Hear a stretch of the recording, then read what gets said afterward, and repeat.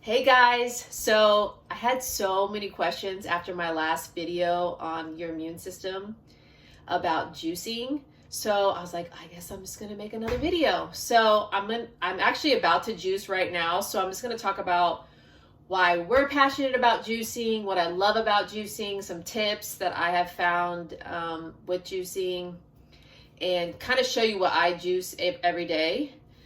So the first thing is I'm gonna talk about the juicer. So the juicer really should be a slow macerating juicer, and that's gonna get the most nutrients out of the fruits and veggies. I had a lot of questions about, well, why can't I blend my fruits and veggies?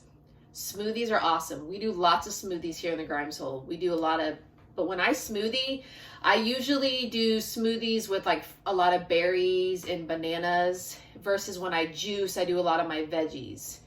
The key reason why, the main difference is that when you juice, you're eliminating the amount of air that's in the liquid versus when you use a blender, there's a lot of air in the liquid. So why that's important is because there are lots of antioxidants out of these fruits and veggies, right? That we're juicing or blending.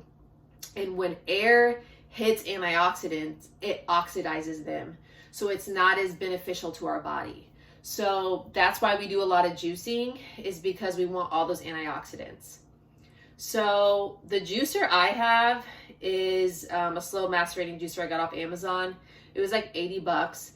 There are literally juicers that are like $500. So it's really up to the person. Mine works great. If you would like to know which one I have, you can message me and I can let you know. But I love mine. I've had it for months and it works great.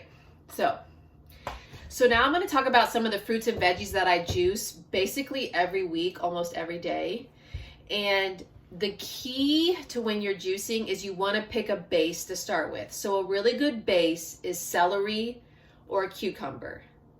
Okay, this is a cucumber, this is celery. Celery or cucumber. And what that means is these are great bases because you get a lot of liquid for the vegetable versus like a ginger root or spinach where it produces like a very small amount of liquid. So you always want to start with a base.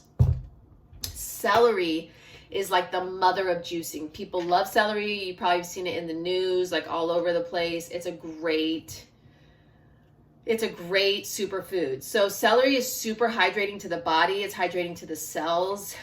It detoxifies the body. It's great in the kidneys to help flush out toxins. It actually has been shown to weaken pathogens, bacteria, and viruses, which I just think is so cool. And one of like the most popular reason why people juice celery is because of what it does in the belly.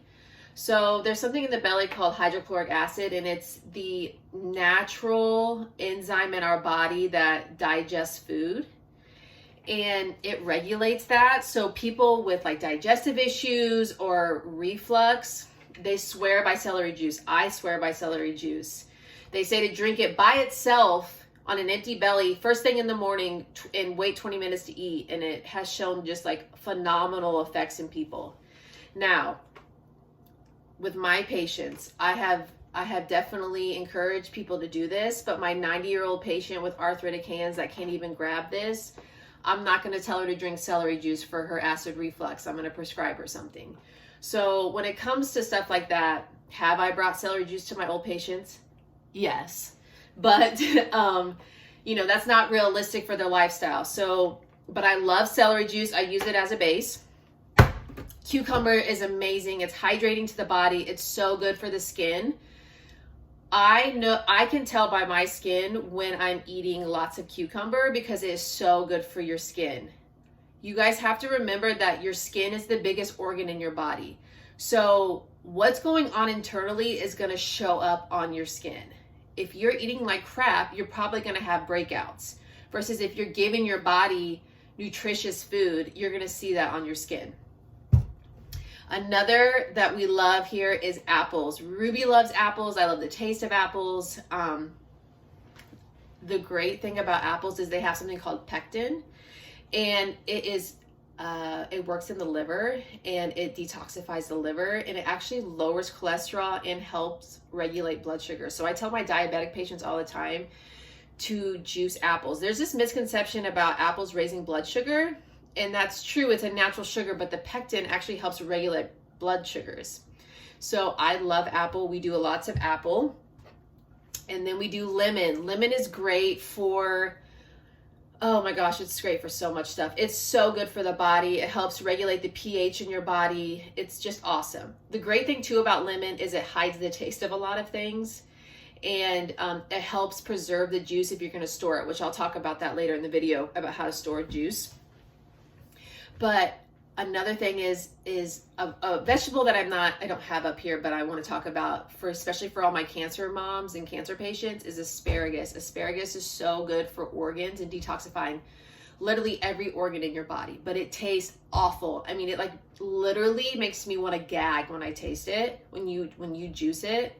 So lemon really helps like hide the flavor of it, but asparagus is so good. That's like why when people joke when you eat asparagus, you can smell it in your pee. It's because it literally pulls out so much toxic stuff into your kidneys and just filters it out. It's so great. It's one of my favorite foods ever. Speaking of my favorite food ever is spinach. And I love juicing spinach. Spinach is high in iron. It is antioxidants, is so good for you. But what I love about it, especially during this time, is that it helps actually create the neurotransmitter dopamine, which is like our happy little signal in our brain that makes us like feel good and brings joy. So I feel so good when I eat spinach. People tell me all the time, Callie, it literally tastes like grass. It literally is disgusting. Well, that's the great thing about spinach. When you juice it, you cannot taste it. And you're going to get just a little bit of liquid out of it, but it's like just packed full of all the goodness that spinach offers. So that, I love spinach. Another one that I don't have up here that I do probably 2 times a week is beet. And the reason why I don't do beet a lot is because it is really, really detoxing to the liver. It pulls out all the heavy metals out of your liver. And it can cause like headaches. It gives me the worst headache. And then I like tell myself, well, great, I have a headache because I've been eating like crap this week and it's pulling out all that stuff. So it is super detoxing to the liver. It also turns your pee and your poop red. I've had friends that I told to like, they want to juice like hardcore. And I'm like, do a bunch of beet. It's going to pull out all the heavy metals. They're like, my poop is red. So like, just FYI, like, it may freak you out at first, but that's super common that happens. I love giving beet to Ruby after chemo. Oh my gosh, because it's just like detoxing that liver and that just chemotherapy through her body. So those are my favorite ones that I juice. Okay, what I love about juicing too is that Ruby loves to help me with it. So let's get started here. So the first thing I do is using my base, so either like the celery or the cucumber. And I just do it in stalks. Somebody asked me too if I buy organically with my fruits and veggies. And I buy organic when it comes to the dirty ones, like the dirty list. So spinach, celery, I'll buy that organic. But everything else, I actually just clean with the Thieves fruit and veggie soak. So I just use this and clean my veggies with that. Especially like my cucumbers, apples, and stuff like that. So the apple, people always ask me if they can leave the peel on. I do. I don't know if that's right, but I leave it on. Okay, next I do cucumber. Hold on, Ruby wants vitamin C spray that I talked about. She loves this stuff. I don't do too much of it, obviously, but she like loves it. So cucumber, I also leave the peel on. Don't know if that's appropriate, but I do because I think that there are nutrients in the peel as well. Lemon, you only need a little bit of lemon. I made that first mistake the first time I juiced lemon. I put this like big old piece of lemon in, and it was like you could hardly even drink it. It was so tart. And then apple, same thing. I leave the peel on because the most pectin that you're gonna get is out of the peel. So I leave the peel on as well. Okay, so with the spinach, I do like 2 big handfuls of it. Spinach only produces like a little bit of juice,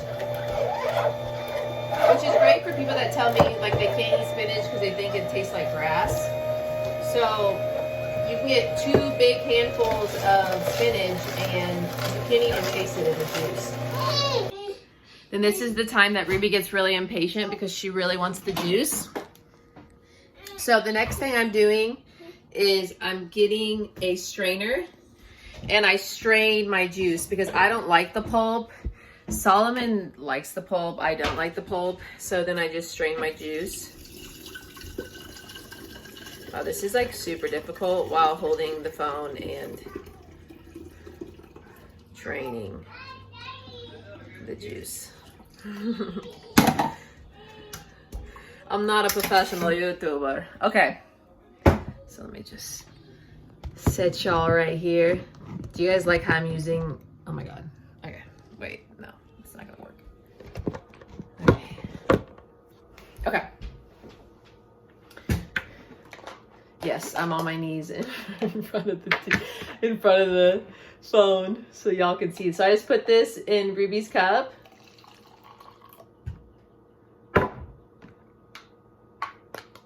And what I just did is like I did enough. I usually store it probably a couple times a week, but I usually just do enough for the day because I have to give it for me, Saul, and Rubes. And Ruby, I've found, doesn't really like it when I store it and give it to her versus fresh. So, so good. Okay, so now I'm going to talk about how you store juice. The biggest thing that I hate about juicing, if my one negative thing about juicing is the mess. It can be messy.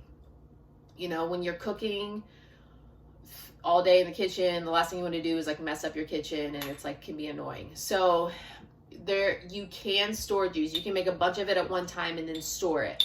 The key to storing it is in a glass bottle with a top.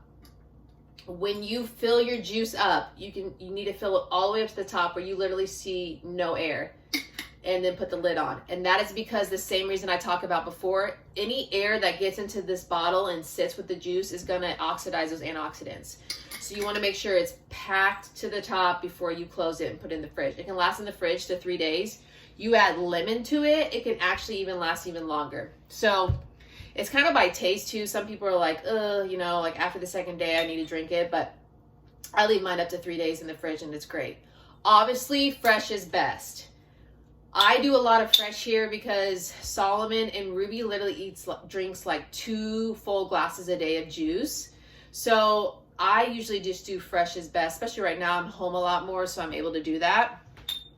But you can totally store it in the fridge as well. Thanks for juicing with me. So I'm so excited that people want to know about this stuff. So comment in the bottom of the YouTube video, or comment like if I post it to Facebook, if you want me to do more videos on covering topics, or you have any questions about anything that I talked about today.